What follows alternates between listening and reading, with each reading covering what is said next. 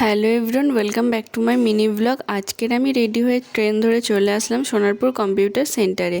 এটা হলো আমাদের কম্পিউটার সেন্টার। আমি এসেছিলাম আমার রেজাল্টটা আনতে। স্টেশনে এসে দেখি কাকিমাটা জামা প্যান্ট দিয়ে সাহায্য করছিল। ট্রেন এসে গেল। ট্রেন থেকে নেমে দেখি পিসেমশাই দোকানদারি করছে আর অনেক বিশ্বকর্মা ঠাকুর তুলেছে। বাড়িতে এসে দেখি কাকিমা এসেছিল। শ্যাম্পু দিয়ে ছাদে চলে আসলাম। গাছের দিকে তাকিয়ে দেখি অবাক কাণ্ড, কত ফুল ফুটেছে। বড় জবা ফুলটা তো আরো সুন্দর লাগছিল। পূজা দিলাম।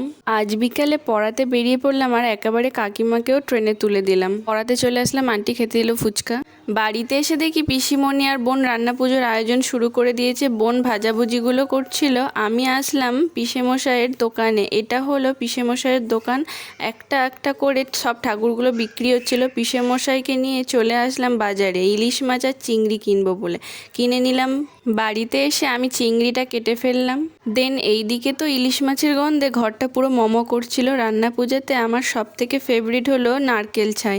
আরও অনেক কিছু পিসিমণি রান্না করেছিল। ডাল চচ্চড়ি, ইলিশ মাছের মাথা দিয়ে চিচিঙ্গের চচ্চড়ি, চিংড়ি দিয়ে পুঁইশাক কুমড়োর ঘন্ট। রাতে খেয়ে নিলাম ইলিশ মাছের তেল, ইলিশ মাছ ভাজা, চচ্চড়ি দিয়ে ভাত। ভিডিওটা ভালো লাগে চ্যানেলটা সাবস্ক্রাইব করবে। বাই।